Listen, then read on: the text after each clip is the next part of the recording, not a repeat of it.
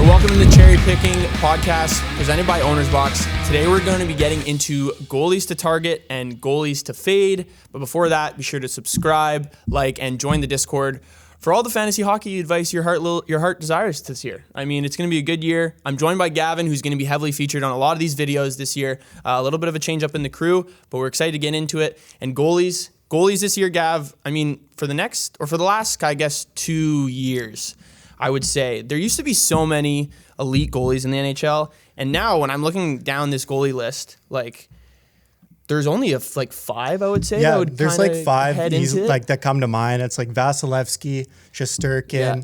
I'd throw Saros in there now too. Yeah.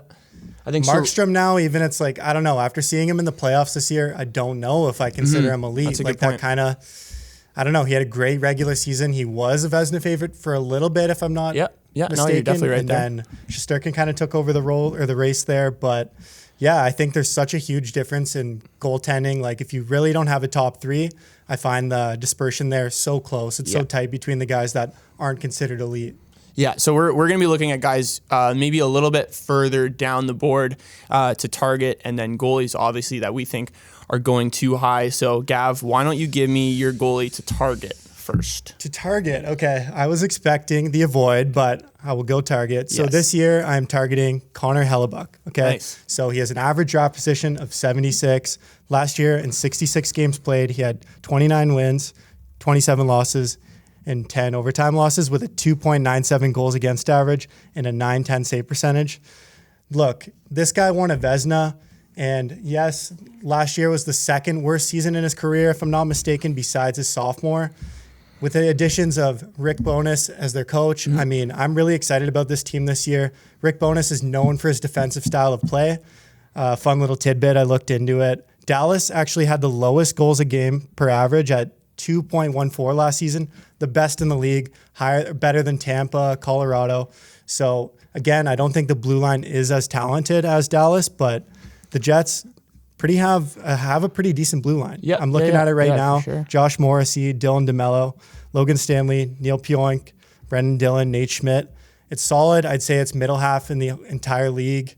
I think he's in a really good spot to bounce back. Right now, he's going in 6th round. If you can't get one of those top 3 guys that we previously talked about, I would seriously consider targeting Connor Hellebuyck.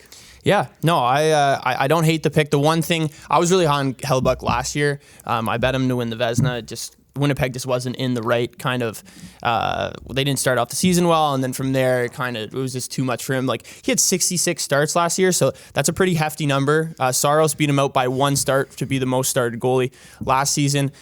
These kind of goalies, the one thing is, can these guys keep the volume up? That's the one thing that kind of concerns me with Hellebuyck, but like you said, bringing in Rick Bowness, a defensive-minded coach, maybe can actually kind of get this decor going, because they do have a lot of talent. Like you mentioned, Neil Pionk's great, really underrated defenseman in the league, and then Josh Morrissey, a little bit offensive-minded, but maybe Bonus can kind of get him going in the defensive end. So and then quick mention too, they just took Wheeler's captaincy away too, right? So I don't know. I think this team's going to be shaken up this year. I mean, I could be totally wrong with this, and they're just terrible, or they're going to be a respectable team, and this is going to be a steal draft pick. Yeah, so, Hellebuyck's always been able to keep them in games, and so he could definitely be someone to look at later on in your draft. So the guy that I'm looking at to target is Jordan Binnington. So a lot of you might think this might be, I might be living in the 2019-20 season, but you really can't look past his playoff performances last year before, obviously, Nazem Kadri ruined it all for him. His numbers were right up there with Igor Shesterkin and Andrei Vasilevsky. So his playoff stats were 4-1 in 6 starts. He had a 172 goals against average and a 950 save percentage. Not to mention, he had the highest goals, or the 5th highest goals saved above expected rate, which is definitely substantial, and then the 2nd highest expected save percentage on unblocked shots, which means when shots are getting through to him, he was stopping it. He was stopping those pucks, and really, in the Colorado series, he was incredible. So his regular season wasn't great. Obviously, there's a reason why Husso got so many starts, and the reason why Husso's not there anymore. But now, Husso's in Detroit. They bring in Thomas Greiss, who's definitely going to be the clear backup. And Binnington started 37 games last year, even with the presence of Husso, which is pretty substantial. If you look back at his season after they won the Cup, 2019, 2020, he did start 50 games. So I think I could definitely see him getting back in there around the 50 to 55 games.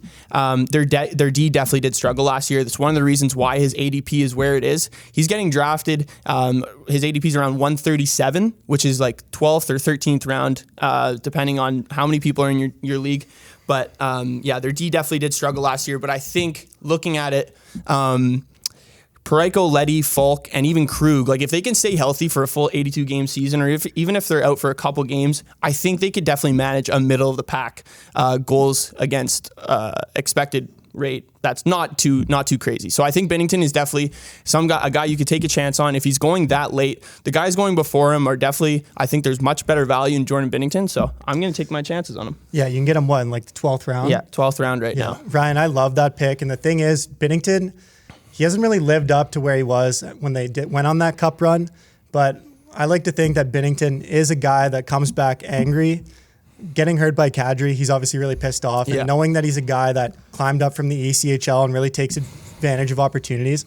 Can't quite remember the story, but pretty sure was it the Bruins that were going to cut him? Yeah, I think he was like, no, I'm not going to the ECHL. And then he ended up playing in the ECHL for a little bit and then got called up to St. Louis shortly after and was just lights out. So I think he's going to be really hungry this year, and I love that pick. Yeah, he was with Providence, got called up to St. Louis. Obviously had that great cup run when the Blues did win. He was definitely, I would say, close to their MVP along with Ryan O'Reilly. So I really like Binnington. He looked like he had a swagger back last year. So hopefully going into this season, he did have maybe some injury concerns, obviously, with what happened, but he didn't need surgery. So I think he'll be fine for when the season starts. So Gav, who are a goalie or maybe a goalie tandem that you're looking to fade this year? Yeah, that's right. So I'm not just fading one goalie, I'm fading an entire organization. I'm fading Sergei Bobrovsky and Spencer Knight. So I'll run through the numbers quickly here. Bobrovsky is currently going at an ADP of 60. Last year in 64 games played, he had 37 wins, 2.67 goals against average, a .913 save percentage, and 3 shutouts. Noted that these numbers are inflated by a strong start that saw him post a .942 save percentage and a 1.78 goals against average in his first 10 games. And after that, the remaining 44 games, he had a .906 save percentage and a 2.87 goals against average. So those numbers overall, they're all right. They're his best numbers yet in Florida, but this team got a lot worse, and I don't think he can really do it again. Their back end doesn't look that strong. The first pair is Gustav Forsling and Aaron Ekblad. Lucas Carlson, Radko Gudas, Mark Stahl, and Brandon Martour.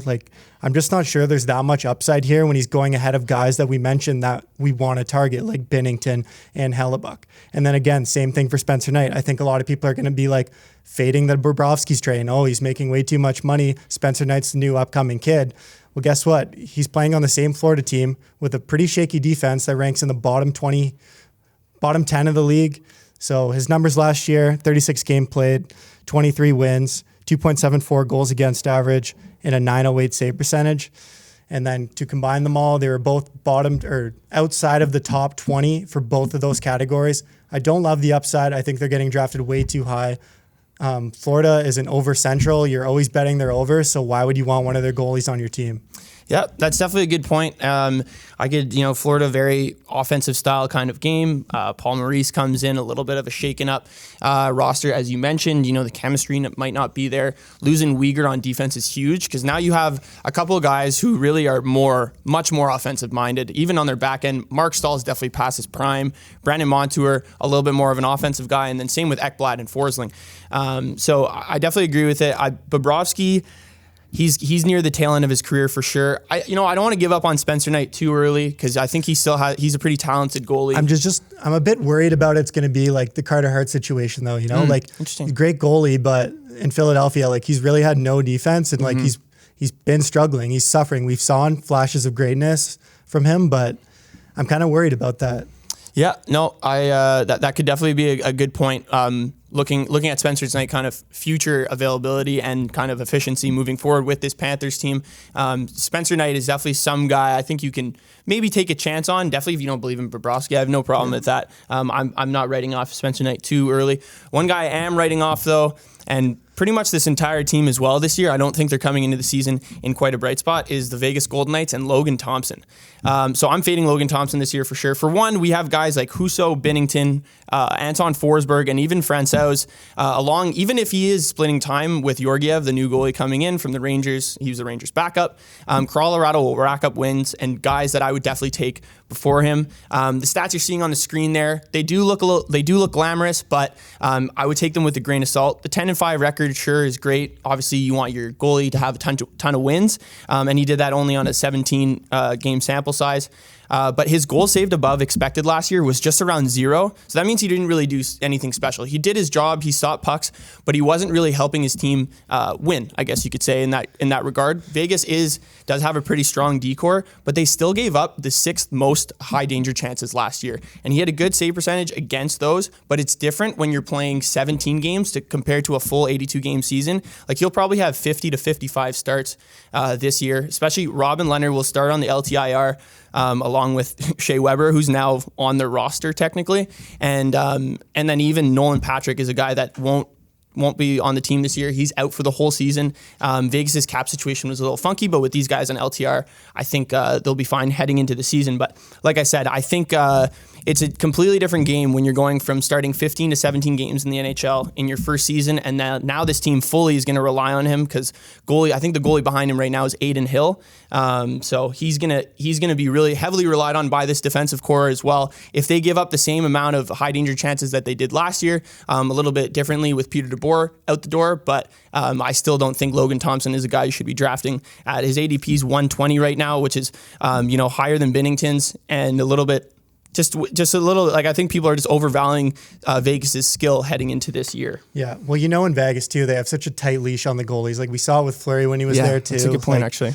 I don't know, a lot of pressure is going to be on this guy, and I agree. Like I'm definitely not trying to draft Logan Thompson. Yeah, he's definitely a guy we're fading. That's it for these goalies to target and fade. Be sure to like, subscribe, and comment in the comment section what goalies you're targeting and what goalies you're fading. We love to hear everyone's opinions on this. And even in the Discord, we'll be very active in there. And we'll see you guys on the next Cherry Pickin' podcast.